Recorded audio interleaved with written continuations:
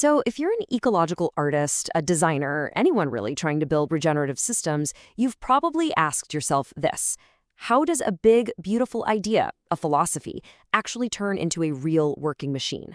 Well, today we are going under the hood. We're going to decompile a manifesto, break it down piece by piece, and see exactly how its logic powers a living, breathing system. We're going from the why all the way down to the how. Okay, so here's our game plan. First, we'll dig into the core philosophy. Then, we'll look at the broken system it's up against. After that, we'll explore the new biological operating system, the solution, and see how its principles get turned into actual protocols you can use. And finally, we'll see how you can actually measure success. No guesswork involved. Let's get started.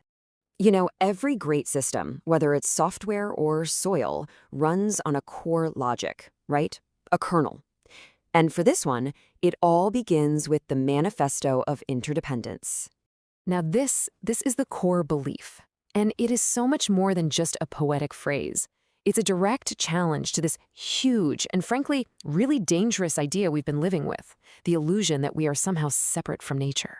So what this manifesto is really doing is completely reframing our place in the world.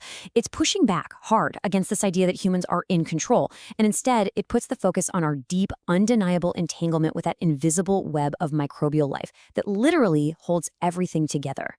And here's where that big idea actually hits the ground, you know? A microforest at a psychiatric hospital becomes something way more than just a pretty garden. It's a physical expression of the manifesto itself, a space designed with a specific goal of reconnecting us to that essential, invisible web of life. So what's the problem this philosophy is trying to solve? Well, it's going head-to-head with the old, broken system that, let's be honest, a lot of our world is still running on. Think of this old system as having a really corrupted logic. It sees the Earth not as a living partner you collaborate with, but as a resource to be mined, a chemistry set you just manipulate. Its main functions: extraction, depletion, and waste. That's it. So this really lays out the choice we're facing. On one side, you've got the industrial model. You extract, you rent fertility from fossil fuels, and you create mountains of waste. On the other side, you have the HBNF, or Hybrick's natural farming model. It's all about regeneration, about banking a biological legacy, and about seeing waste as a powerful resource. Okay, so if the old way is a corrupted OS, what's the upgrade? Well, it's called the Biological Operating System, or BOS for short. And this is a huge shift in thinking. The BIOS is like a whole new interface for working with nature's ancient logic. It changes our role completely. We're not factory managers dominating a chemical process anymore. We're more like programmers collaborating with a biological computer. And here's what makes this system so brilliant and adaptable. Think of it like this. The wireframe, the deep universal biological laws like the nitrogen cycle, that's the unchanging code. But the GUI, the graphical user interface, well, that's how you apply those laws locally. It's about using what's right there under your feet, potatoes in the West, for example, instead of trying to force the logic of a rice culture from the East. All right, this is where the philosophy really gets its hands dirty. Let's look at how that apart we shall perish idea gets translated into functional, repeatable code that anyone can use. This quote just nails it, doesn't it? It perfectly captures that principle of community resilience, and that is the exact logic behind the very first protocol we're going to look at. So the social mycelium bank basically makes interdependence a real thing, structurally and economically. It's like creating a shared biological backup drive for the whole community. This means if one farm's system crashes, the network is there to help restore it. It's brilliant. Okay, so this next protocol tackles another huge pillar of that old industrial model, the whole concept of waste. It reframes it completely. Waste isn't a problem you dispose of. It's just a resource you haven't found a use for yet. This is such a perfect example of closing the loop. This protocol creates a tiny microeconomy that literally takes a community liability, something like rancid cooking oil, and turns it into a high-value product. And the best part? The profit from selling that soap becomes the actual currency for regenerating the soil. So how does this all avoid just being, well, guesswork? The thing is, this system isn't based on faith or some kind of ideology.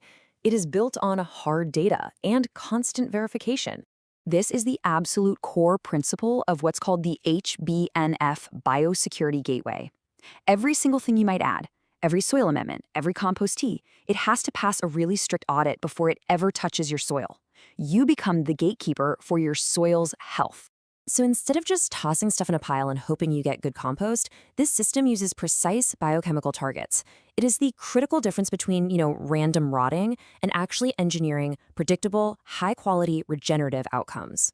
And this is how an abstract idea like care becomes something you can actually see and measure. We can check a plant's health using real data. A high Brix reading, that means complex sugars and minerals, which makes the plant way less tasty to pests. A hydrophobic leaf, where water just beads up and rolls off, that shows a strong, healthy outer layer. And a sap pH of exactly 6.4 tells you nutrients are flowing perfectly. This is not guessing, this is verification. Okay, so let's zoom back out. Let's tie all these technical details back to that grander artistic and ecological vision that got us started in the first place. And this really gets to the absolute heart of the practice.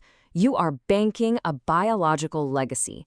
Think about it. A chemical fertilizer is a one-time expense. Then it's gone. But every application in this system, it's a deposit. You are creating an appreciating asset of fertility and microbial memory for the future.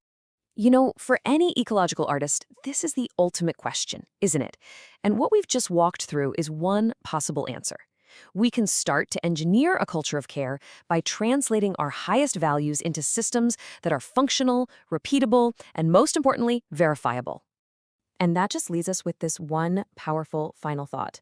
The small, precise actions we take right now, the biological cultures we brew, the ways we find a new purpose for, the data we verify, those aren't just small things.